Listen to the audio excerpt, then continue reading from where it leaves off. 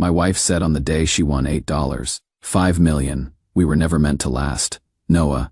She changed the locks, took the money, and told me to disappear. I just smiled, because the prenup clause she forgot about was already working in my favor. Look, 3 weeks ago I thought I knew exactly who I was. Noah Carter, 35, guy who owns a small boat repair shop here in Charleston. Nothing fancy. Just honest work, fixing up fishing boats and pleasure craft for folks around the harbor. My wife Sophie was a marketing director for this big construction company called Whitmore Holdings. Her family owns it, actually. Old Charleston money, the kind that looks down on people who work with their hands for a living. When we got married 3 years ago, her father Thomas made me sign this prenup that was thicker than a phone book. All their family wealth, trust funds, the whole empire stays separate. I didn't care. Honestly, I was head over heels in love, and figured I had never need their money anyway. There was this one weird clause about lottery winnings being marital property, but who thinks about that stuff when you are planning a wedding, right? So here is what happened. Sophie calls me 3 weeks ago, absolutely breathless. She goes, "Noah, you are not going to believe this. I just won $8.5 million. I am thinking she is joking at first, but no. She bought this ticket on her lunch break using our joint debit card. Same account we use for groceries and gas and everything else. The account I have been putting half my shop earnings into for 3 years. At first I am over the moon, right? I am talking about paying off both our parents' mortgages, maybe taking that trip to Ireland we always talked about, setting up college funds for my nephews, normal stuff couples dream about. But Sophie, she got weird fast. Really weird. She starts talking about keeping it quiet, not telling anyone, especially not my family. She is having these hushed phone conversations with lawyers I have never heard of. Not our regular financial guy, but new ones from her father's firm. When I ask if I can sit in on the meetings, she actually says, "You would just feel out of place with all the legal talk." That should have been my first warning sign. Then last Friday, I come home from the shop, hands still covered in engine grease, and there is my suitcase sitting by the front door. The locks have been changed. Sophie's standing there in this designer dress I have never seen before, arms crossed, looking at me like I am some stranger who wandered into the wrong house. She goes, "Dad was right. We were never meant to last.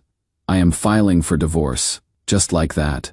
$8.5 million and 3 years of marriage down the drain in one sentence. The condo we have been living in. Technically it is in Sophie's name because her daddy funded the down payment, even though I have been making half the mortgage payments for 3 years. Doesn't matter legally, my lawyer says. Thomas calls me the next day, and his voice has this cold edge I have never heard before. He says, "Walk away quietly, Noah, or you will regret it. You will always be that grease monkey from North Charleston. Money cannot buy class, and you certainly cannot earn it." 2 days later, Sophie's mother Elaine shows up at my parents' place in North Charleston, where I am staying now. She has got this envelope with what she calls a settlement offer. It is less than what I put into that house over 3 years, and there is this non-disclosure agreement attached. Before I can even read it, she looks around my parents' modest living room and says, "My daughter deserves better than someone who works with his hands for a living. Noah, this is your chance to do the right thing." I am sitting in my childhood bedroom lying awake at 3 a.m. listening to tugboat horns on the Cooper River, wondering how the woman I loved could just throw me away the second she got rich. Dad's been leaving coffee outside my door every morning like I am still 17, and it is breaking my heart in a completely different way. But then something happened that changed everything. I am going through old paperwork, trying to get my taxes sorted, and I find my birth certificate and my mom's things. My mom passed 2 years ago, and I guess I never really looked at it carefully before. There is this stamp at the bottom, adoption pending, confidential order, adoption pending. I have lived my whole life thinking I was their biological son.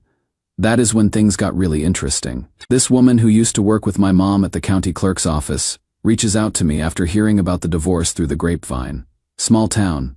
You know how it is? She tells me something that made my blood run cold. Before I was born, my mother worked as a secretary for Raymond Harlow. Raymond Harlow, who founded the original construction company that eventually became Whitmore Holdings. The same company Thomas Whitmore runs now. The same company that made Sophie's family rich. This woman, she whispers to me like she is sharing state secrets. She says there were always rumors that Raymond had a son out of wedlock, a child who disappeared from all records after Raymond died suddenly in a car accident. when I was just a baby. Now I am sitting here wondering if I am somehow connected to the very company that made the family who just destroyed my life. If I am Raymond Harlow's son, this could change everything. The prenup, the lottery money, Thomas's whole empire built on my father's foundation. But I don't know how deep this goes or what it means. Should I hire a lawyer outside Charleston where the Whitmore name doesn't carry so much weight? Should I dig deeper into this connection? Or should I just take their hush money and walk away? Because something tells me this story is just getting started, and the Whitmores have no idea what they have awakened. Reddit, what would you do? Update 1. So first things first, I drove up to Columbia and hired a family attorney who has never heard of the Whitmores. Clean slate, fresh eyes. She takes one look at that prenup and starts laughing. Not in a mean way, but like she just found a $20 bill in an old coat pocket. This windfall clause, she says, pointing to that section I barely paid attention to 3 years ago.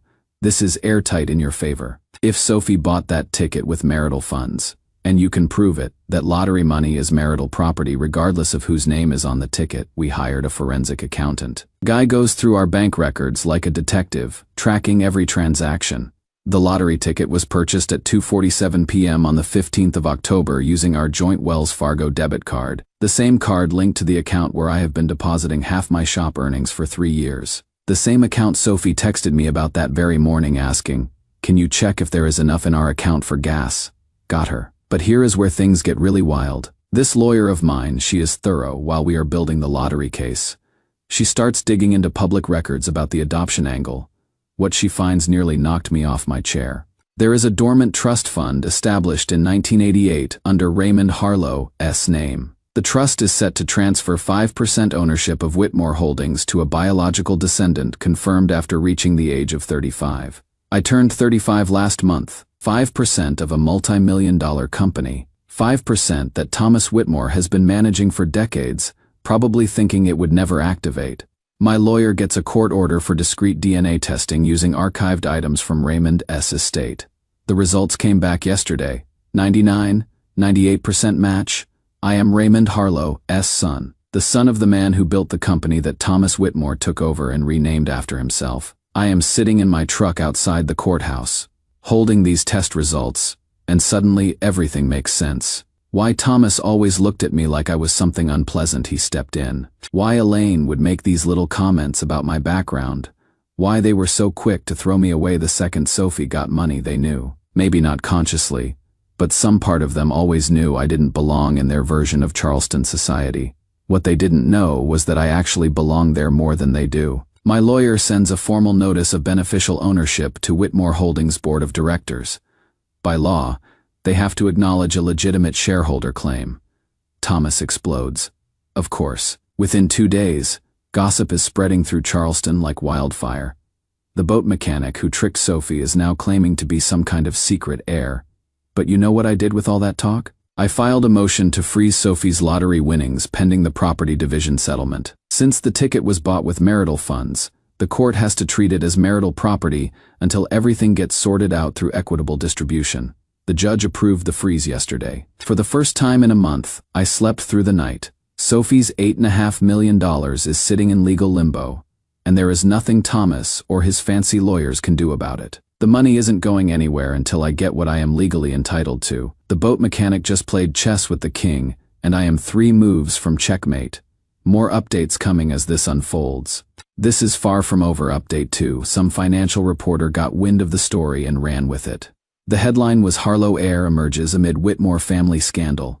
The article detailed the whole mess. The lottery, the divorce, the DNA test, the trust fund. Everything. Within hours, Whitmore Holdings stock dropped 12%. The board of directors is apparently losing their minds, pressuring Thomas to address what they are calling legacy irregularities.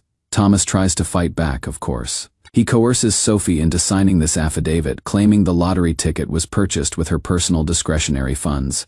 But here is the beautiful thing about forensic accounting. The metadata doesn't lie. Our accountant has records showing that debit card transaction came directly from our joint checking account. The same account that had exactly $847 in it that morning because I had just paid our insurance premium the day before.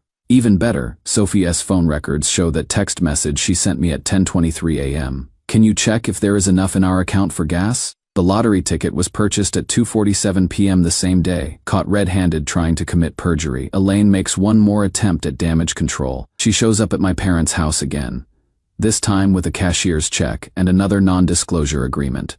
The number on the check is bigger than before. I will give her that. But it is still insulting compared to what I am legally entitled to. I looked her right in the eye and said, "Mrs. Whitmore, your family should have thought about this before they threw me away like garbage." She actually had the nerve to say, "We are trying to be fair. Noah, don't let greed destroy your character. You were raised better than this." Greed. From a woman whose family has been living off my biological father's legacy for 35 years. That is when I knew they were getting desperate. Karma is real, and it has perfect timing. The board at Whitmore Holdings ordered an internal audit because of all the negative attention from that newspaper article. What do they find? Financial irregularities going back decades. Thomas has been using company funds to pay consulting fees to shell companies he personally owns. Classic embezzlement scheme. The board suspended him pending a full investigation. Thomas Whitmore, the man who called me a grease monkey who couldn't buy class, is now facing potential criminal charges for stealing from his own company. Yesterday was our preliminary court hearing. My lawyer presents the evidence methodically. The prenup clause that explicitly covers lottery winnings. Bank records proving joint ownership of the marital funds used to purchase the ticket. Evidence that I was immediately evicted from our shared residence after the jackpot. The judge looked at Sophie's lawyers and said, "This appears to be compelling evidence of bad faith action designed to circumvent South Carolina's equitable distribution law." The freeze on Sophie's lottery money stays in place. The judge ordered a complete forensic audit of all our shared finances and scheduled a full hearing for next month. Sophie will not look at me during the proceedings, but afterward she calls me she is crying, which I haven't heard since her grandmother died 2 years ago. "Noah," she says, "I know you probably hate me, but I need you to know I never wanted this to happen. Dad convinced me you would try to take everything, that you would become someone different with all that money. He made me believe you married me for our wealth." I told her, "Sophie, I loved you when I had nothing. You left me when you had everything. That tells me everything I need to know about our marriage." The phone went quiet for a long time. Finally she whispers, "You are right. I am sorry, too little, too late," but at least she finally sees what her family did to us. The local news is calling it the Whitmore-Harlow reckoning. Thomas is suspended from his own company. Sophie's moved back in with her parents, probably planning damage control, and me? I am still living with my parents, but now I am doing it by choice while this legal mess gets sorted out. The final hearing is in 3 weeks. My lawyer thinks we have this in the bag. The prenup is crystal clear. The financial evidence is overwhelming. And now there is the added complication of my ownership stake in the very company that has been fighting me. Justice is coming. Reddit. And it is going to be beautiful. Final update. Well, Reddit. It is over. All of it. And I wanted to give you the full resolution because so many of you have been following this wild ride from the beginning. The final court hearing was honestly anticlimactic after all the drama leading up to it. My lawyer presented our case like she was reading a grocery list. The prenup clause, the joint account records, the metadata proving Sophie used our shared marital funds, the suspicious timing of my eviction immediately after the jackpot. The judge didn't even need to deliberate long. Sophie's lottery winnings are marital property purchased with marital funds during our marriage. Under South Carolina's equitable distribution law, I was awarded 40% of the after-tax amount, plus reimbursement for my share of the condo payments and other shared expenses. Not quite half, but enough to completely change my life. We both signed a mutual non-disclosure agreement as part of the settlement. Neither of us can speak publicly about the marriage or disparage each other, but the lottery money was just the beginning. The Harlow Trust activated automatically once my DNA results were filed with the probate court. 5% ownership stake in Whitmore Holdings, free and clear. Thomas fought it naturally, but the trust documents from 1988 were airtight. My biological father Raymond knew exactly what he was doing when he set it up.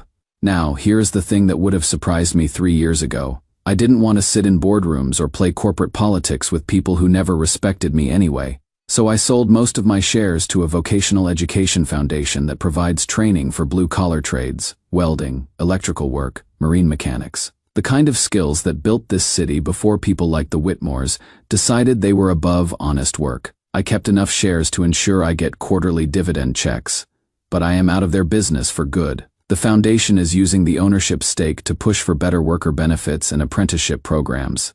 Raymond would have approved, I think. He started as a carpenter before he built his construction empire.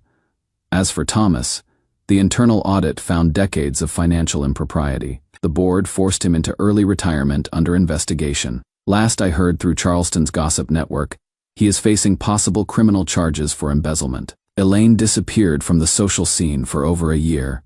When she finally started showing her face again, she looked like she had aged a decade. Sophie resigned from Whitmore Holdings and moved to Atlanta. Fresh start, I guess. A few weeks ago, I got a letter from her. Handwritten, not typed. She apologized for everything.